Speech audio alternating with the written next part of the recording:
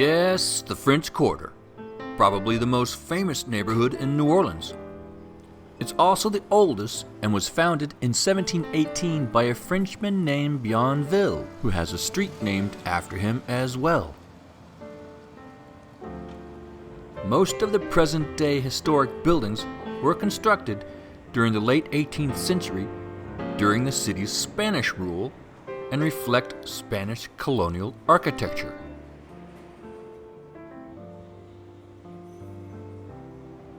You know, New Orleans is simply fabulous. It's a totally unique city. There's nothing really like it anywhere in the world. It's got great music, great people, and of course, great food. It's the Big Easy. This is a glimpse of the quarter at a quiet time during the business day.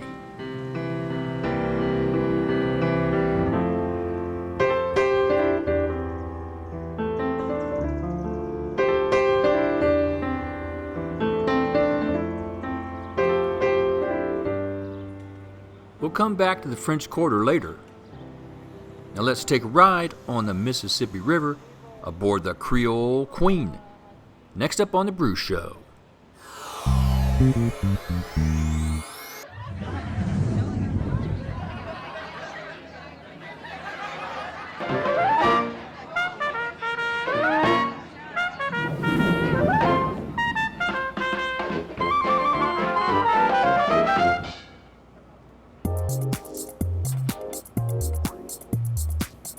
Today, we're lucky enough to be invited aboard the paddle wheeler Creole Queen. She operates out of the Port of New Orleans and is docked at Poydras Street, just adjacent to the Riverwalk and the Hilton Hotel.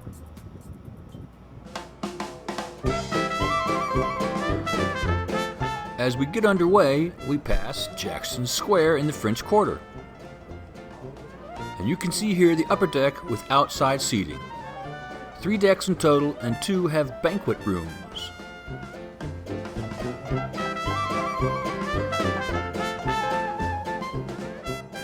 Out on the mighty Mississippi River. You know, this river is 2,320 miles long.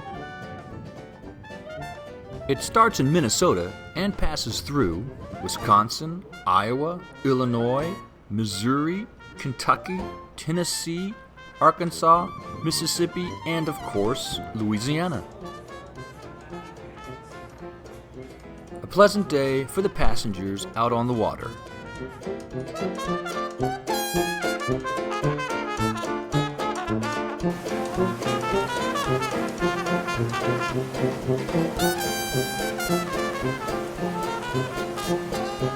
Right now, we're on a 3-hour cruise that takes us out to the site of the 1815 Battle of New Orleans, Jean Lafitte Park, where you can disembark for a half hour and have a look around. After reboarding, we cruise back to New Orleans.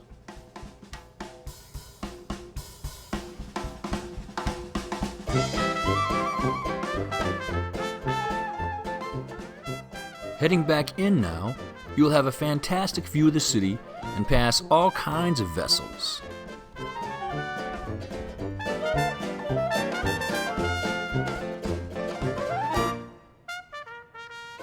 Now let's meet the captain and learn something about the Creole Queen.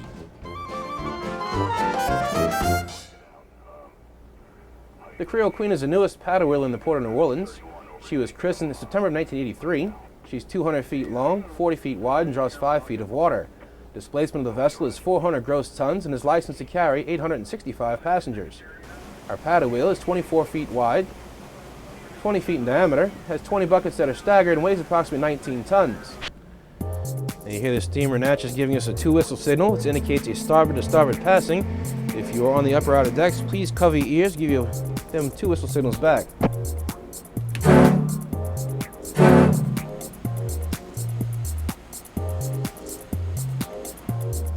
They just passed the ferry landing and below the World Trade Center, you see Spanish Plaza coming into view.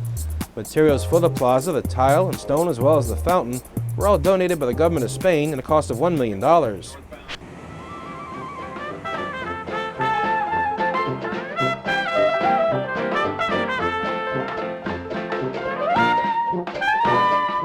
Back at the Porter Street dock, the captain gracefully brings us to shore.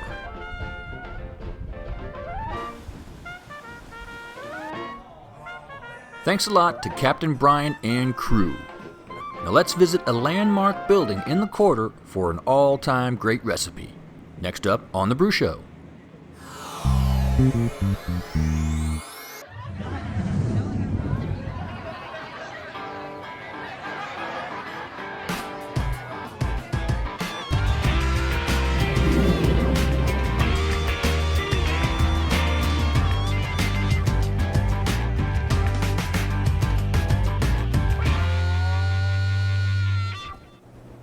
How y'all doing? I'm Marshall Davis in New Orleans, Louisiana at the Napoleon House on Charters and St. Louis Street. I'm here to perform a muffaletta. First we cut the bread and add 4 ounces of ham. Then next we come with a layer of salami.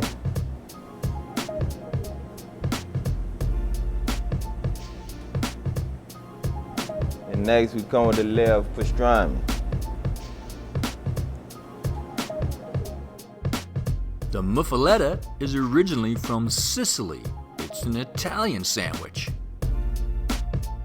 And then next we're gonna add our family recipe that's been here for over 40 years. It is the olive salad.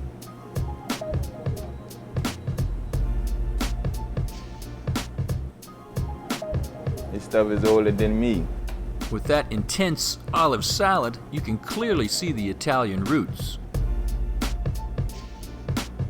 You want to cover the whole top of the sandwich. Then next we add our provolone.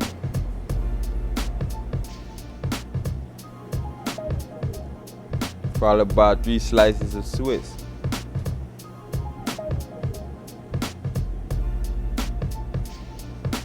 And depending on the order, we normally cut it into 4 slices, which we call quarters.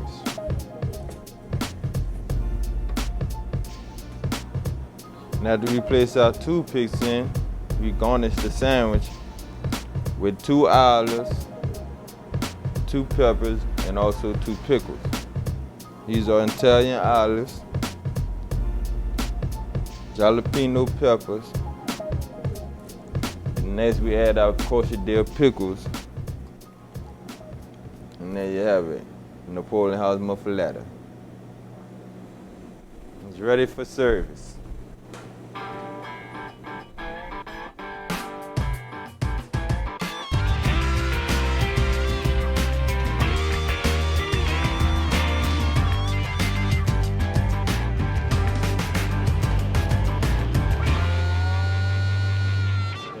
Welcome to New Orleans, welcome to the French Quarter.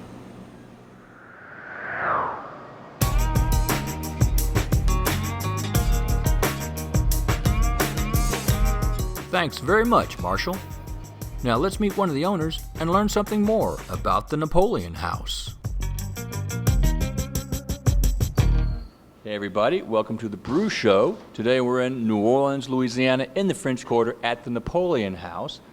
Famous restaurant, famous for the muffaletta. It sits on Charter Street at St. Louis. Today we're lucky enough to be with the owner of the restaurant, Maria Impastato. Hi Maria, welcome to the show. Hello, I'm Maria Impastato, one of the family members that owns the Napoleon House in New Orleans, Louisiana. This is an old, established European restaurant, been in the family for 100 years this year. Our specialty here is called the muffaletta sandwich, which we have now been serving for the last 40 years. I understand the Napoleon House has a great family history. The Napoleon House has been here since 1914, bought by my Uncle Joe Impastato, who was a Sicilian that came here as a young man, was able to sell wine, cheese, vegetables with a horse and buggy, then was lucky enough to be able to rent the space that we're sitting in now as the bar. Previous to this, it was run as a grocery and then was established as a bar by my dad in 1942 after the Second World War. And years down the road, he purchased the home and we were able to acquire that way. And then in around 1942, my dad established the same area here as a bar called the Napoleon House Bar It's known as the Napoleon House Bar and Cafe now because we introduced the muffalata around 1973, which is one of our mainstays here at the bar. People know us for our muffalata sandwich, actually. The history of the building is noted generally internationally because it was built for Napoleon by Mayor Girard. And Mayor Girard actually had this part of the building established for Napoleon, although he never did make it because he was in exile and he passed away before he could do the plot to come here and come back over and take over his country, which never happened. But the upstairs apartment is noted for his living space. And at the time that it was offered to him, this would have been his home if it would have been actually a plan that was accomplished, and it actually didn't. But our home is noted for the Napoleon House because it was truly built for him. That's it.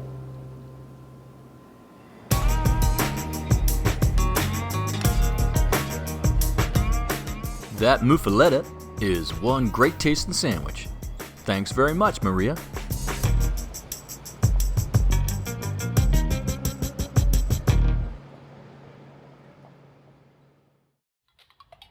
Up around the corner from the Napoleon House, it's Bourbon Street.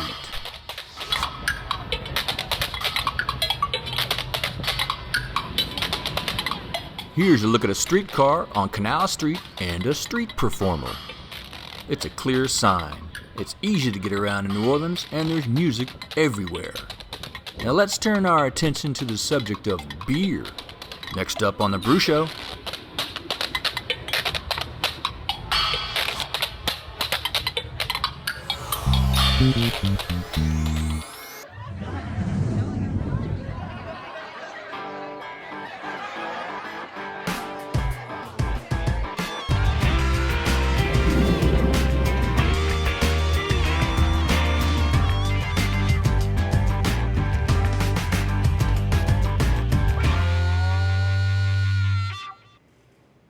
Hi, I'm Michael Nakan, co-owner and brewer of the 40 Arpent Brewing Company in Araby, Louisiana, located on the Mississippi River just outside of New Orleans. The 40 Arpent Brewing Company is a 10-barrel brew house.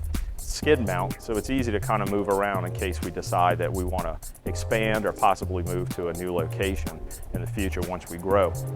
Right now we're specializing in two beers. We have a red bean and rice ale, and we have a milk stout. Starting next week, we're going to release the red bean and rice ale, which is a take on an Irish red ale that I've developed over the years of home brewing. And it started as just an Irish red ale and then kind of evolved into me turning it into more of an American red with the use of red beans and rice in the beer. It's a 4.2% ABV session. It has a little bit of a resinous hops to start with a nice clean aroma hop at the end. And we use Fuggle hops to aroma that beer. Today we're brewing some more of our milk stout. So right now we're on batch number 2. We're getting ready to mash that in. We've already started boiling batch number 1, and we've added our Nart Down hops into that batch. And from this point, we'll go over there, and what we'll do is we'll start mashing in batch number 2, and it'll take us 2 batches to fill our 15-barrel fermenter. So The brewing process starts here in the mash tun, where the cracked open malt is mixed with hot water. There are many traditional beer recipes from the old countries in Europe. Pilsners, lagers, stouts, ales, and lots of ways to interpret these recipes. But with today's craft beer revolution in the States, brewers are trying all kinds of new things. The brewmaster gives the mash a good stir during the mash-in process. Depending on the recipe, different malts are used in different amounts. This is roast and a little bit of dark crystal. And the roast is going to help give us kind of a cafe au lait type flavor to the beer. And roasted malt is basically made about the same way that you would make coffee beans. You can see here, the darker the malt, the darker the beer. A lot of people want to know what 40 arpent means. An arpent is a French land measurement. It is a linear measurement that measures 192 feet and 3 inches. So you can imagine that's actually a fairly large piece of property. And arpents always come off of natural tributaries, waterways, if you will, because during that period, the waterways were the roadways. In Louisiana, during the colonial period, when the King of France, I believe at that point would have been Louis XIV, was giving land grants out to the land known as New France, he would give them out in 6 arpent wide by 40 arpent deep land grants. And what we're doing right now is we're just giving our mash a nice little stir. Just kind of get it moving around, make sure we don't have any lumps. Make sure that all the grain is nice and mixed up together. And what we'll do is we'll let it rest for about 20 minutes. And we'll come back and we'll give it a nice good stir again, and then we'll let it rest again. So this is our red bean and rice ale. Red beans and rice is a really famous New Orleans dish, usually served on Mondays. The reason you would do it is Monday was really the big laundry day in New Orleans, so women would be able to set the pot of beans on the stove and just kind of leave it sit while they went out there to do the laundry and hang the linen on the line.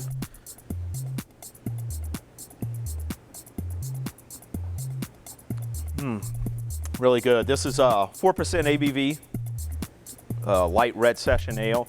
It's got some nice earthy tones to it, given to you by the red beans, and that kind of gives way to a light, crisp biscuit flavor and a light aroma from the Fuggle hops that we use as the aroma hops. The next time you're in New Orleans, come out to Araby, right on the Mississippi River, and visit us at the 40 Arpent Brewing Company and have a beer. Hey, thanks very much, Michael. And I can attest, that red bean and rice recipe is really tasty. Speaking of tasty, it's time for some real deal Cajun food, next up on the Brew Show.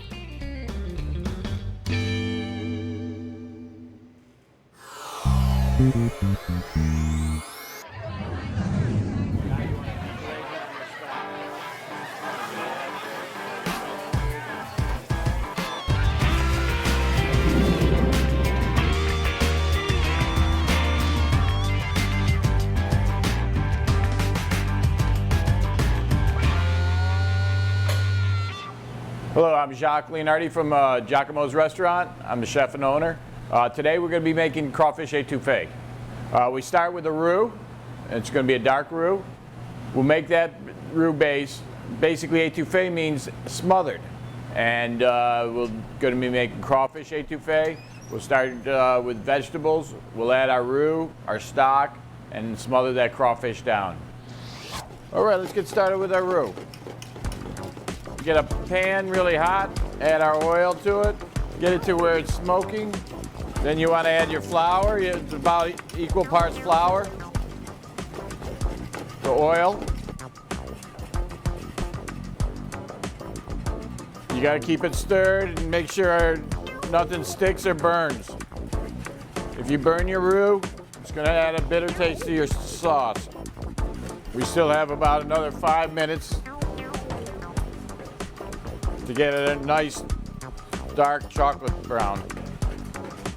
It's changing color right now, right in front of our eyes. You want to stop that cooking because it's right at that color we want our roux to be. You don't want to get any farther, else it'll burn. The way you stop the cooking is that you add a little onions and a little celery to it. And that chills down the flour mixture.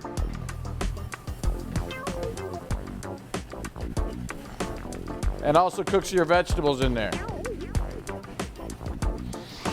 Okay, now we're gonna make our étouffée. We'll add our roux to it. We'll basically start with the trinity, which is onion, bell pepper, and celery. Those are the 3 main ingredients, vegetables that go into any Cajun cooking. We start with a little butter. We'll be sauteing our onions, our green peppers and celery, and then we'll add garlic to it. You want to caramelize those vegetables. That'll be about 5 minutes. All right, our vegetables are starting to get caramelized. You can just smell the garlic, it's beautiful. Now we want to add our crawfish to us.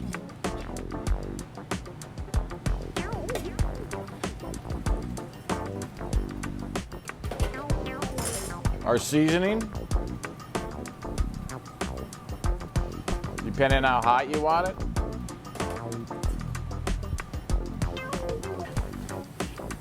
And you want all that to just caramelize a little bit more with that. Now you want to deglaze it with your stock. That'll get all that flavor from the vegetables and your crawfish.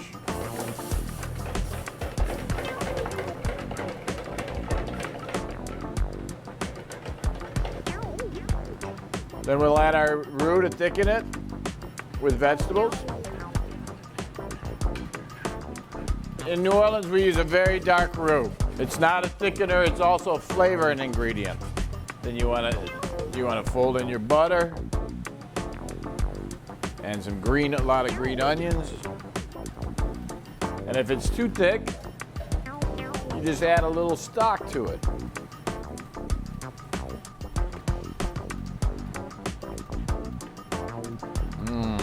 Boy, you can just tell that all those flavors together, that butter mixing into it. Oh, just looking so rich, you know. The sauce is thickening it up with that roux. You're getting a nice creaminess with the butter, the stock, adding more flavor, the vegetables. Now we're gonna plate the dish. We want to have a little side of rice. Get our crawfish étouffée, not too much sauce, just a nice amount.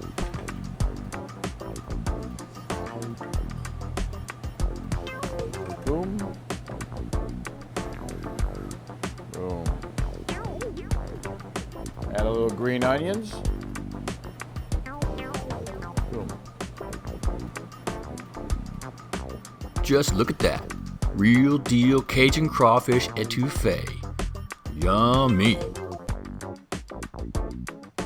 All right, this is ready to serve. Giacomo's crawfish étouffée. Enjoy.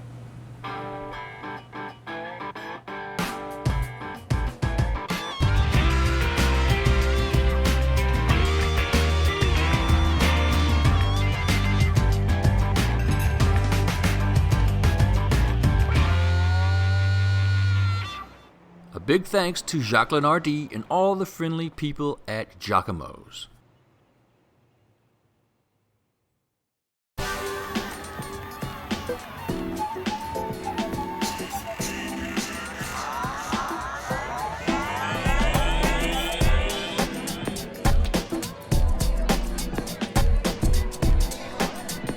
As the sun begins to set, the French Quarter begins to warm up to the night.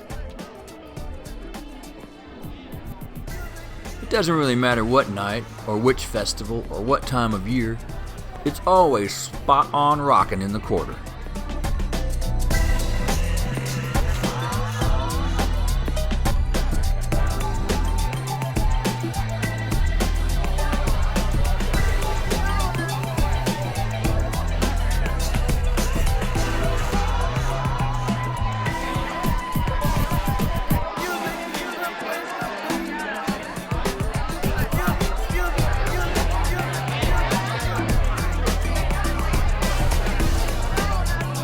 Watch out for low-flying drones and beads dropping from the balconies.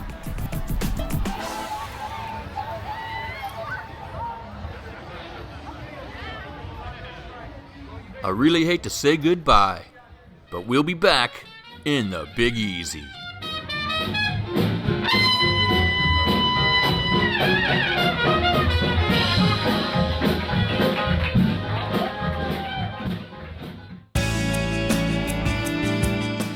Well, that's our look at New Orleans, Louisiana, with its awesome culture, fabulous Cajun food, and the tasty 40 Arpent Brewing beer.